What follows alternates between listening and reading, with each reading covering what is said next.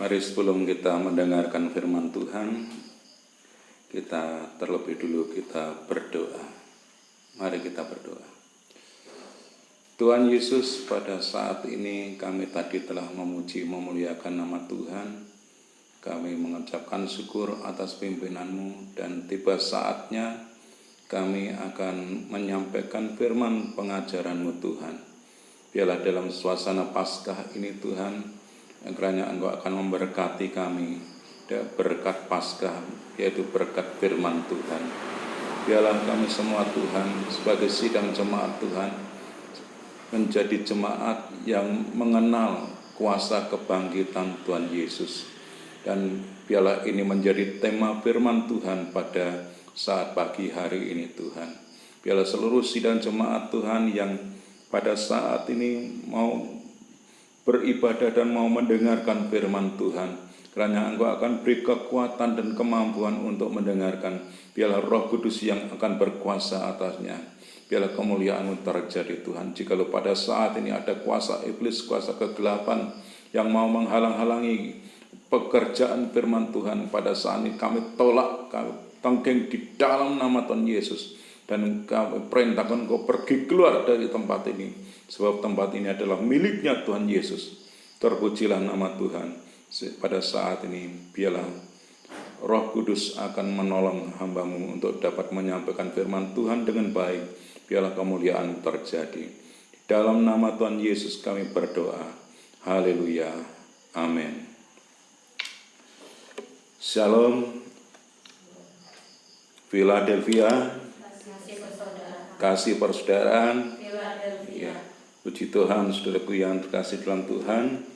Meskipun saudara pada saat ini saudara ada di rumah, namun kita tetap biarlah mau berpikir bahwa kita pada saat ini kita beribadah kepada Tuhan, dan merupakan saat yang terindah bagi kita semua kalau kita pada saat pagi hari ini kita dapat datang dan beribadah kepada Tuhan.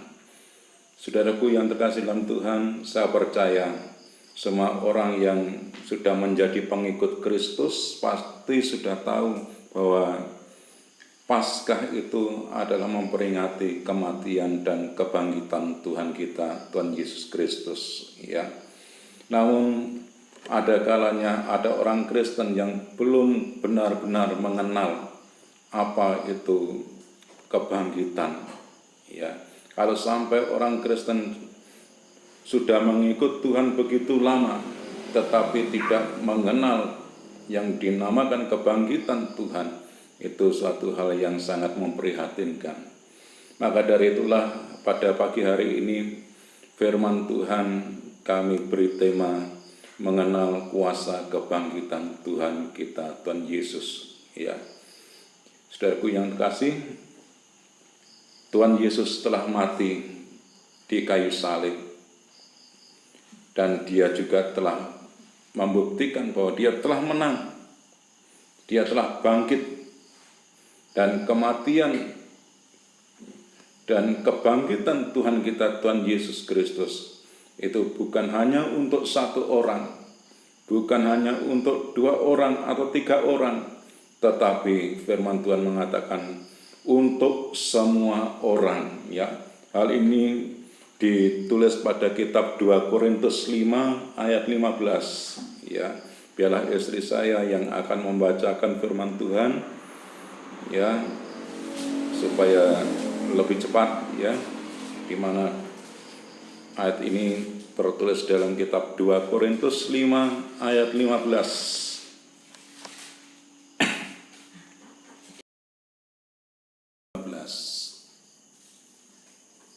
2 Korintus 5 ayat 15. Demikianlah firman Tuhan. Dan Kristus telah mati untuk semua orang, supaya mereka yang hidup tidak lagi hidup untuk dirinya sendiri, tetapi untuk Dia yang telah mati dan telah dibangkitkan untuk mereka. Ya, jelas sekali bukan? Bahwa di dalam ayat Alkitab ini dikatakan Kristus mati dan bangkit untuk semua orang. Ya, Jadi semua orang itu berarti siapa saja yang mau percaya kepada Tuhan, siapa saja yang mau percaya bahwa Kristus telah mati dan bangkit, ya, maka dari itulah saudaraku yang terkasih dalam Tuhan, kita orang yang berdosa, kita orang yang banyak cacat celah, kita ini sebetulnya tidak layak untuk mendapatkan kasih, tetapi Tuhan tetap mengasihinya, ya. Maka dari itulah kita harus bersyukur karena kasih-Nya yang besar, ya. Maka Rasul Petrus dalam kitab 1 Petrus 1 ayat 3 sampai 5, silakan dibaca. 1 Petrus 1 ayat 3 sampai 5. 1 Petrus 1 ayat 3 sampai 5, demikian firman Tuhan. Terpujilah Allah dan Bapa Tuhan kita Yesus Kristus, yang karena rahmat-Nya yang besar telah melahirkan kita kembali oleh kebangkitan Yesus Kristus dari antara orang mati kepada suatu hidup yang penuh pengharapan, untuk menerima suatu bagian yang tidak dapat binasa, yang tidak dapat cemar, dan yang tidak dapat layu, yang tersimpan di surga bagi kamu, yaitu kamu yang dipelihara dalam kekuatan Allah karena imanmu, sementara kamu menantikan keselamatan yang telah tersedia untuk dinyatakan pada zaman akhir. Ya, di dalam firman Tuhan tadi kita dinasihati, kita harus bersyukur karena kasih-Nya.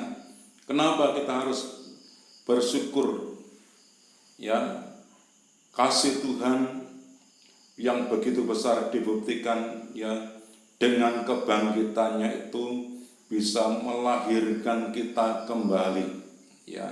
Kita yang tadinya hilang lenyap oleh karena dosa, tetapi kita dilahirkan kembali atau dihidupkan kembali, ya. Ayat 3 tadi tolong diulangi, ya, saudaraku yang terkasih dalam Tuhan. Ayat 3 tadi, terpujilah Allah dan Bapa Tuhan kita Yesus Kristus, yang karena rahmat-Nya yang besar telah melahirkan kita kembali oleh kebangkitan Yesus Kristus dari antara orang mati. Ya, telah melahirkan kita kembali, ya.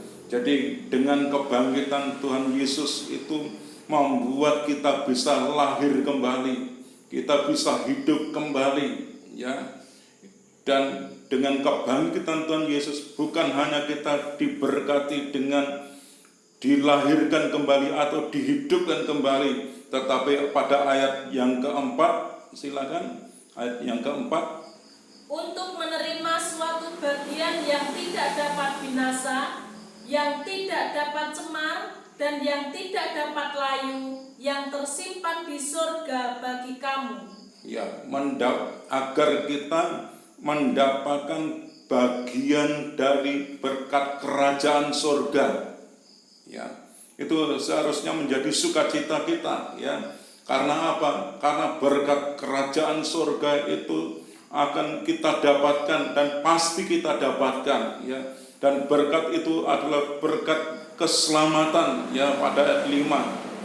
Ya, pada ayat 5. Yaitu kamu yang dipelihara dalam kekuatan Allah karena imanmu, sementara kamu menantikan keselamatan yang telah tersedia untuk dinyatakan pada zaman akhir. Ya, jadi dengan korban Kristus dan kebangkitannya Tuhan, kita memperoleh keselamatan yang dari Tuhan kita, Tuhan Yesus Kristus.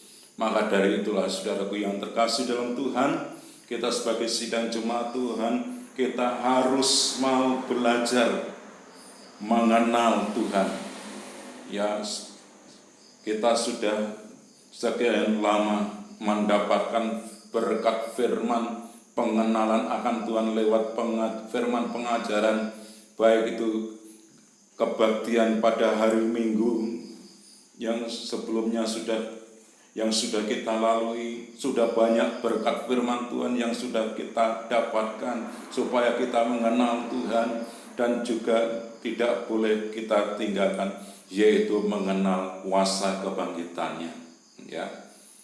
Ya, saudaraku, kebangkitan Tuhan Yesus itu luar biasa.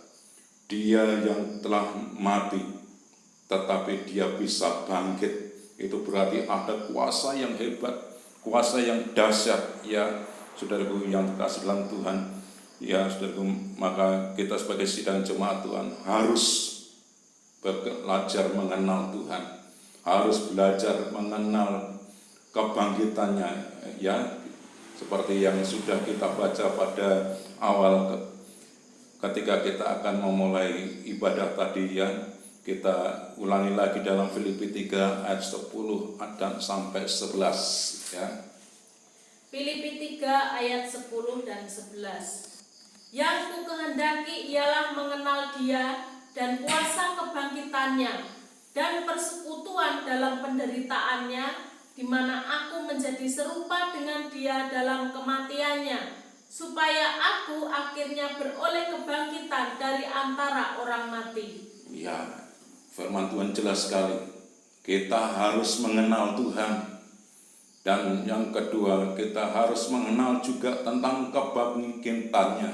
Ya, kalau kita sudah mengenal kebangkitan Tuhan, berarti kita sudah tahu bahwa Tuhan Yesus yang telah mati di kayu salib itu, kita juga menjadi tahu bahwa Dia juga bangkit dari kematiannya. Ya, kalau Tuhan sudah bangkit, berarti Dia bisa membangkitkan dirinya sendiri. Ya, dengan kekuatan dari Allah Bapa, Dia bisa bangkit, maka Dia pun juga bisa membangkitkan orang-orang mati yang hidup di dalam dunia ini. Ya, saudaraku yang terkasih dalam Tuhan, hidup manusia di dunia ini ada dua macam kematian. Ya, kematian yang pertama adalah orang yang mati secara jasmani atau orang yang mati secara pada umumnya di dunia ini. Ya, mungkin ada orang yang mati masih muda, ada orang yang mati sudah sepuh. Ya, mungkin mereka mati karena sakit atau karena kecelakaan atau memang benar-benar dipanggil oleh Tuhan. Itu adalah mati secara umumnya, dan saat ini mereka ada di kuburan. Ya, saudaraku yang terkasih dalam Tuhan, kematian yang kedua ya pada umumnya yang ada di dunia ini adalah orang mati secara rohani. Ya, orang mati secara rohani ini sangat berbahaya karena rohnya yang mati, rohaninya yang mati. Ya, orang yang hidup secara jasmani belum tentu rohaninya hidup. Ya, ada orang yang rohaninya mati. Ya, nah, saudaraku yang kasih dalam Tuhan, pada masa sekarang ini Tuhan sudah dan sedang bekerja untuk menghidupkan orang mati rohani. Apa tujuannya Tuhan? Supaya orang yang mati rohaninya itu supaya bisa rohaninya hidup. Ya, ya saudaraku yang kasih dalam Tuhan, Tuhan rindu agar semua anak-anak Tuhan hidupnya, rohaninya juga hidup. Ya, saudaraku, karena kita harus tahu bahwa orang yang sudah dipanggil oleh Tuhan dan mereka saat ini sedang dikubur atau sudah dikubur di kuburan di sana, ya, tubuh jasmaninya akan ikut hancur di dunia ini bersama dunia ini. Ya, tetapi rohnya itulah yang kembali kepada Tuhan. Nah, roh inilah yang harus hidup. Ya, roh inilah yang harus berarti di hadapan Tuhan. Ya, Tuhan lewat kuasa firman-Nya, Tuhan bekerja untuk menghidupkan orang-orang yang rohaninya mati. Tuhan dalam menghidupkan orang yang rohaninya mati ini dengan apa? Dengan kekuatan firman. Karena pada masa akhir zaman ini banyak orang yang kelihatannya jasmaninya hidup tetapi rohaninya mati. Ditandai apa? Dia tidak suka beribadah. Dia tidak suka hidup di dalam kebenaran. Dia tidak suka hal-hal yang baik. Ya saudaraku, itu menandakan bahwa rohaninya mati. Disuruh ibadah enggak mau. Ya saudaraku, itu menunjukkan rohaninya mati. Nah, maka dari itu firman Tuhan seringkali membangunkan kita, menegur kita, mengingatkan kepada kita dengan mengatakan bahwa bangkitlah, ya, dalam Efesus 5 ayat 14. Efesus 5 ayat 14. Efesus 5 ayat 14. Itulah sebabnya dikatakan, bangunlah hai kamu yang tidur, dan bangkitlah dari antara orang mati, dan Kristus akan bercahaya atas kamu. Ya, indah. Ya, Tuhan dalam membangunkan kita, membangkitkan kita dengan kekuatan firman-Nya, dengan mengatakan, bangunlah kamu yang tidur. Ya, bangkitlah, ya. Dan coba kita lanjutkan dalam Yesaya 60 ayat 1, ya. Yesaya 60 ayat 1.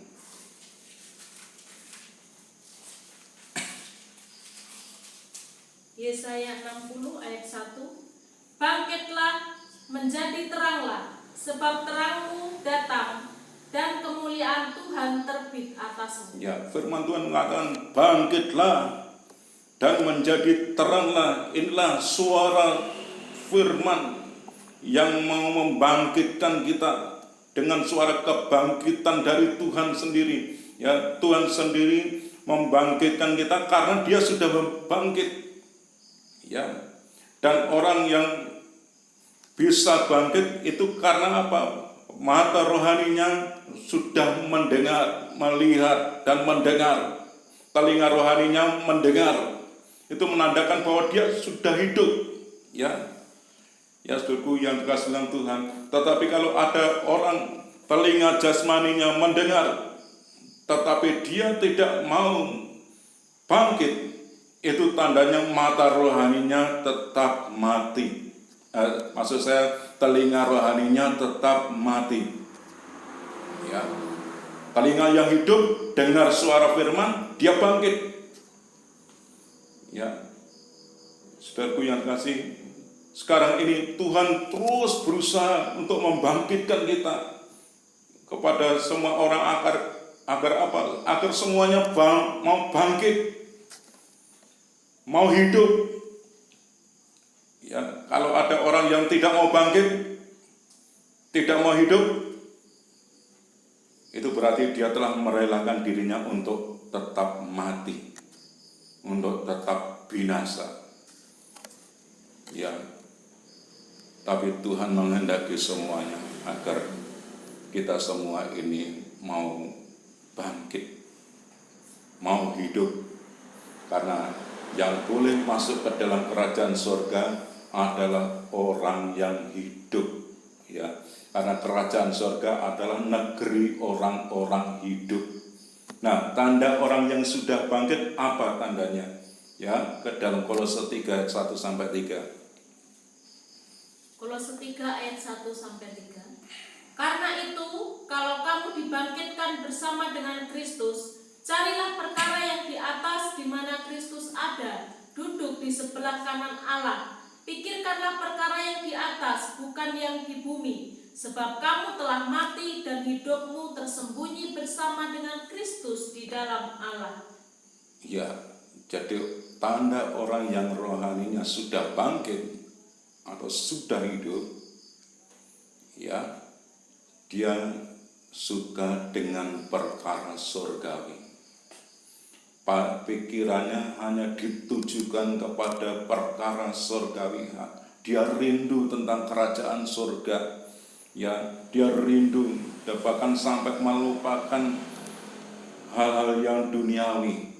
Ya, karena tahu bahwa dunia ini akan segera lenyap. Ya, dan kita tahu pada saat ini bahwa dunia ini sedang banyak hal-hal yang menyusahkan bagi umat manusia. Banyak hal yang membuat manusia mengalami kematian. Contohnya ada virus corona yang sedang menyerang bumi Indonesia. Dan ini bukan hanya bumi Indonesia saja, tapi sampai seluruh dunia. Ya saudaraku yang kasih dalam Tuhan, banyak orang yang takut, banyak orang yang panik dalam menghadapi ini. Tetapi orang yang mau dekat dengan Tuhan, dia akan tetap tenang. Karena apa?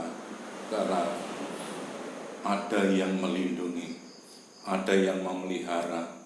Ya saudaraku yang kasih dalam Tuhan, orang yang dilindungi ini adalah orang yang suka memikirkan perkara surgawi. Ya, hari-harinya digunakan untuk perkara surgawi.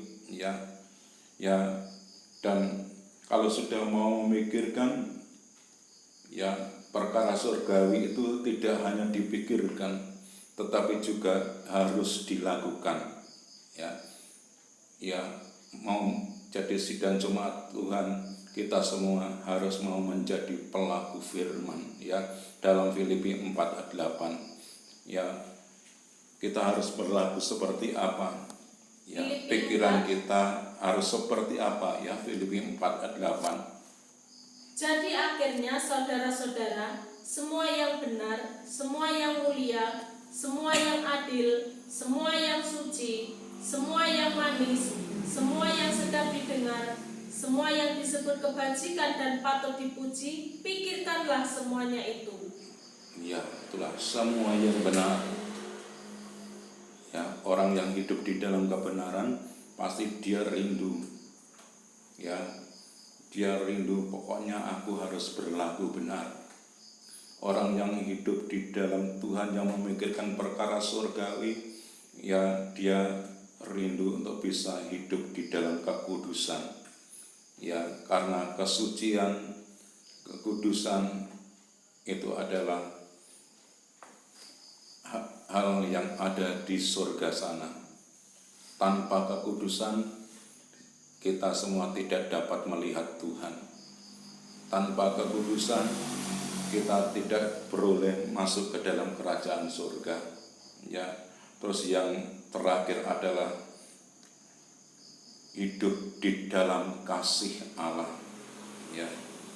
Ya, jadi orang yang rohaninya sudah dibangkitkan, pasti dia suka mengasihi. Ya, dalam Kisah Para Rasul 4 ayat 33. Silakan dibaca.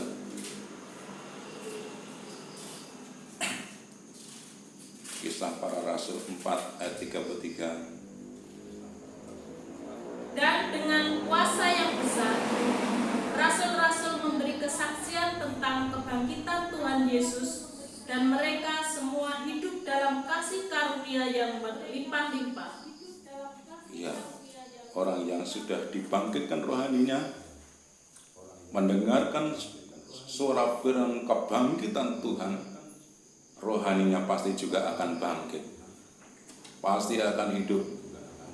Ya, saudaraku, dalam Kisah Para Rasul 4 ayat 33 ini, orang yang mendengar tentang kebangkitan Tuhan itu, dia buktikan rohaninya hidup, dia bangkit betul, yaitu dia hidup di dalam kasih, bisa mengasihi sesama, bisa mengasihi Tuhan, ya, bisa menolong orang lain, membantu orang lain ketika susah, ya, mau berkorban.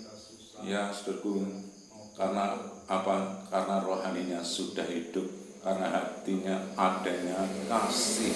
Ya, saudaraku yang kasih dalam Tuhan, kasih ini adalah namanya Tuhan Yesus juga.